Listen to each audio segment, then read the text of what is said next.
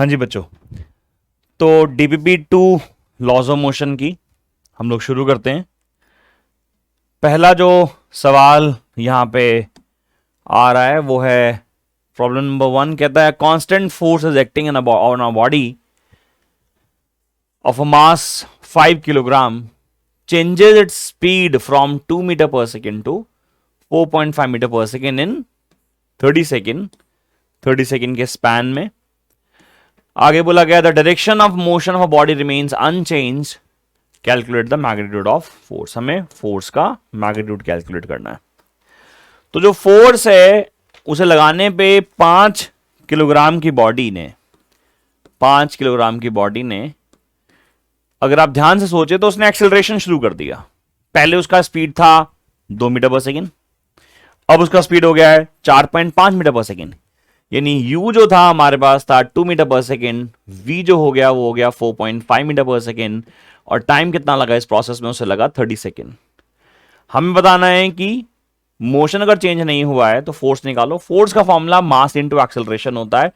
You can call this as an outcome of Newton's second law also, क्योंकि अगर आपको याद हो एफ का फॉर्मूला dp बाई dt था, p का फॉर्मूला mv था, तो d by dt of mv बाहर निकाल लिया, m बाहर आया, dv अपॉन में dt यानी कि a, यानी कि f इक्वल्स टू ma। तो f equals to ma is nothing but is an outcome of Newton's second law.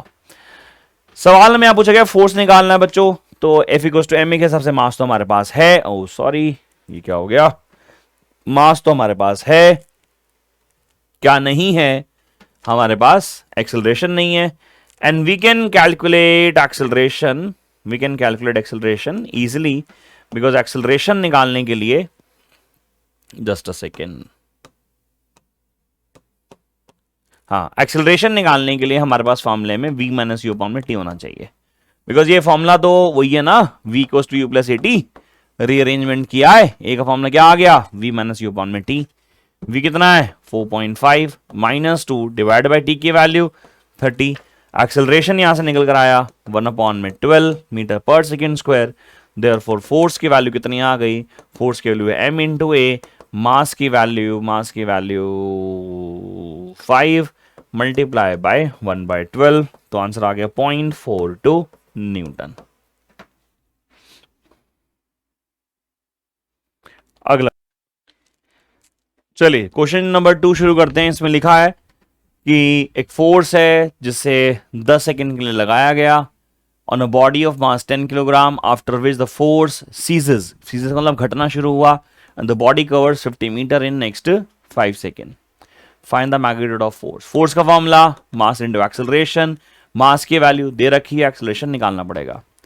अच्छा, इस क्वेश्चन को जरा ध्यान से समझें तो इसमें लिखा हुआ है कि ये जो लास्ट 5 सेकंड है, जो कि 10 सेकंड के बाद की जर्नी है। देखो 0 से लेके 10 सेकंड तक की जर्नी की अगर बात करें तो 0 से लेके 10 सेकंड तक उसमें फोर्स लगाया गया, force x for 10 second force लगाया गया 0 से लेके 10 सेकंड के लिए।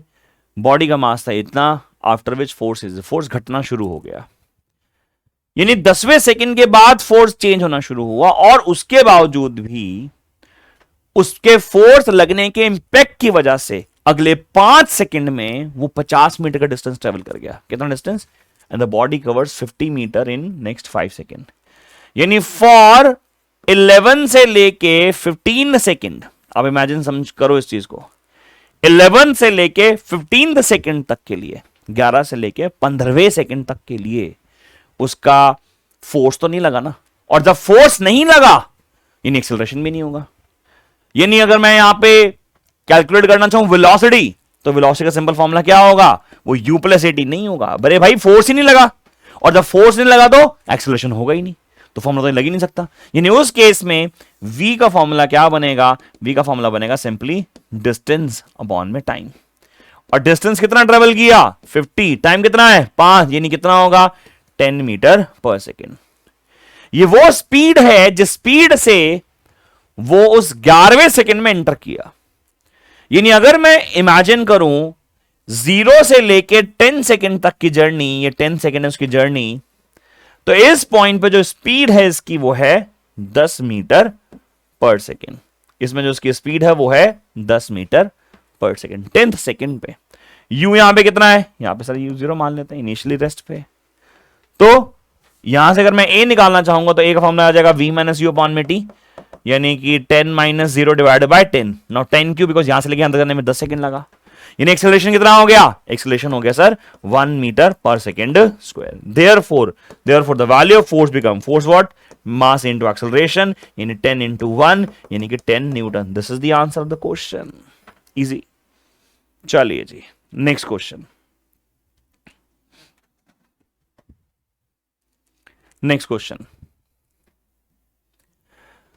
ओके, नेक्स्ट क्वेश्चन कहता है कि एक फोर्स है 5 न्यूटन का, उस पे मास पे लगाया गया m1 पे, तो एक्सेलरेशन है 8 मीटर पर सेकेंड स्क्वायर की। ये पूरा नहीं लिखा हुआ, वहां पे चला गया, ये लिख देता हूं चलो।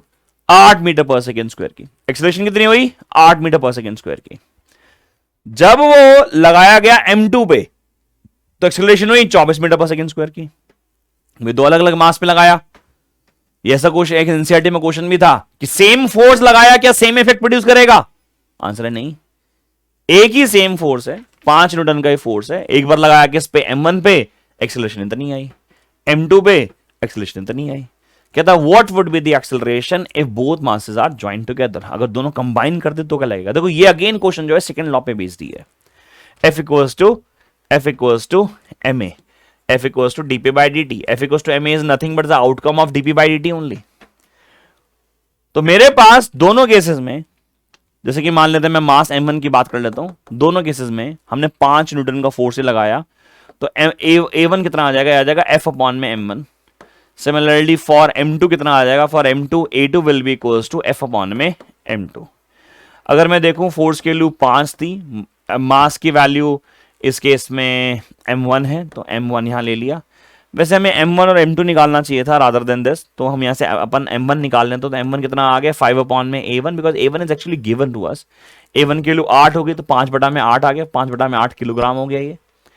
दूसरा इसी की बात कर लेते हैं, पहले m2 निकाल लेते हैं। तो m2 का फॉर्मूला आ गया f अपॉन में a2, यानी कि 5 डिवाइडेड बाय 24, तो 5 अपॉन में 24 किलोग्राम आ गया मेरा m2।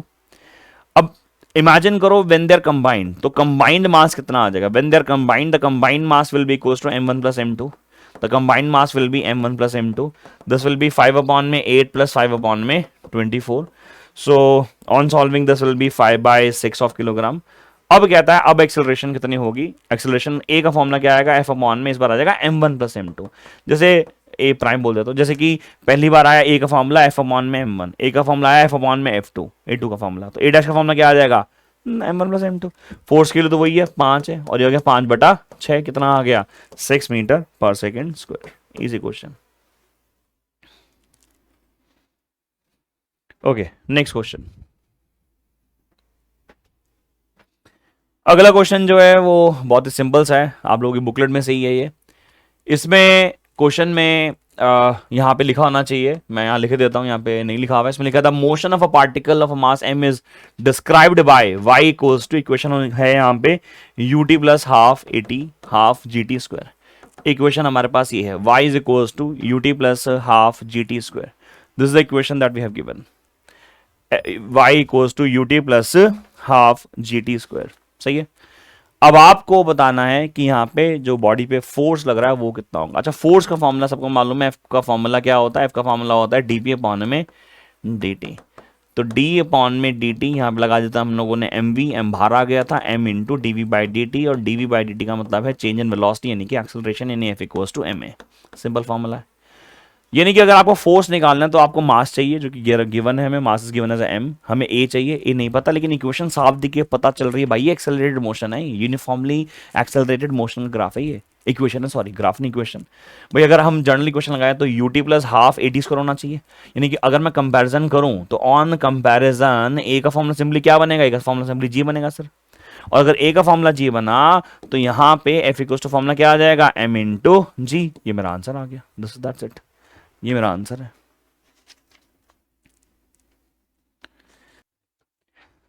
चले बच्चों, तो ये आगे कुछ बेसिक सवाल आ रहे हैं, और इस सवाल में यहाँ पे हमसे पूछा गया है कि अगर कोई पैसेंजर है जो बस में है और बस सडनली चल पड़े तो पीछे की तरफ फोर्स क्यों लगता है, वो पीछे की तरफ धक्का क्यों महसूस करता है। मान लीजिए आप किसी बस में खड़े हुए हो, तो और बस भी खड़ी हुई है, रुकी हुई है, तो आपका जो लोअर पार्ट है, जो आपके जो पैर हैं, वो बस के साथ कांटेक्ट में है ऑफ कोर्स। तो जैसे ही लिफ्ट एग्जांपल के तौर पे चल पड़ी, या लिफ्ट कह रहा हूं सॉरी, जो बस है वो लेट्स सपोज एग्जांपल के लिए चल पड़ी, तो जैसे ही बस चल पड़ी आपका lower part of the body motion में आ गया, जबकि अगर upper part of the body rest पे था, रेस्ट पे रहना चाहेगा, और इनर्शिया ऑफ रेस्ट की वजह से उस पर पीछे की तरफ फोर्स लगेगा। तो ये जो शब्द है इनर्शिया ऑफ रेस्ट, ये लिखना बहुत जरूरी है। तो मैं शॉर्ट में लिख देता हूं इनर्शिया ऑफ रेस्ट। तो जो कॉज आप लिखोगे इसका, इनर्शिया ऑफ रेस्ट लिखोगे कि as the lower part of the body was at rest, एकदम से बॉडी चल पड़ी, बस चल पड़ी तो मोशन में आ गया। The upper part of the body was eight also at rest, but जो इनर्शिया है वो कहता है कि जो बॉडी रेस्ट पे थी वो रेस्ट पे रहना चाहेगी, इसलिए टू मेंटेन दैट हमारी बॉडी रेस्ट पे रहना चाहती है, ये थोड़ा पीछे रह जाती है। अगला सवाल है why the passenger fall forward when a moving बस सडनली स्टॉप्स। अब बस एकदम से रुक गई, आप चल रहे हो भाई, आपकी बॉडी भी चल रही है, आप भी चल रहे हो, मतलब व्हीकल भी चल रहा है जिस बस में आप खड़े हो, एकदम से बस रुक गई, तो आपके जो पैर हैं वो जो बस के साथ जुड़े हुए हैं, रखे हुए हैं ना उस पे, तो एकदम से रुक गए, लेकिन आपका अपर पार्ट तो चलना भी चाहेगा। तो इनर्शिया ऑफ मोशन की वजह से, इनर्शिया ऑफ मोशन की वजह से आपके ऊपर क्या लगेगा, एक फॉरवर्ड फोर्स लगेगा। एक काम करता हूं, मैं इसका आंसर लिखवा देता हूं, जैसे इसका आंसर मैं लिख देता हूं, मैं लिखता हूं as lower part of passenger's body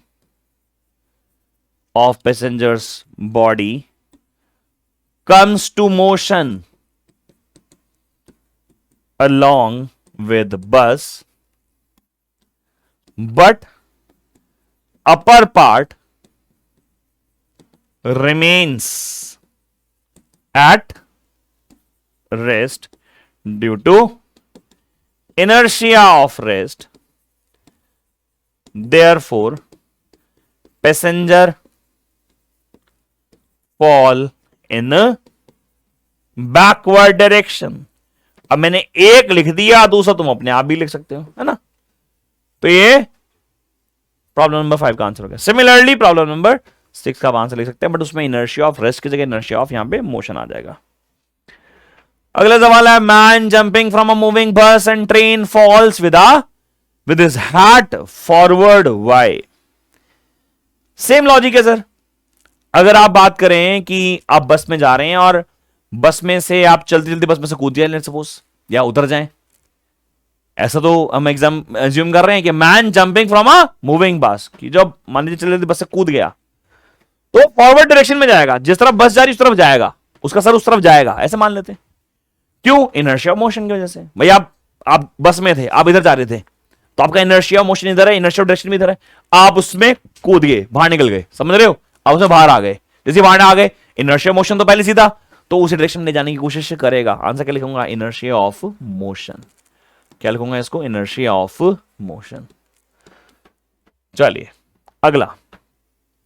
अगला सवाल है problem number 8। Action and reaction are equal and opposite. Yes, for every action there is equal and opposite reaction.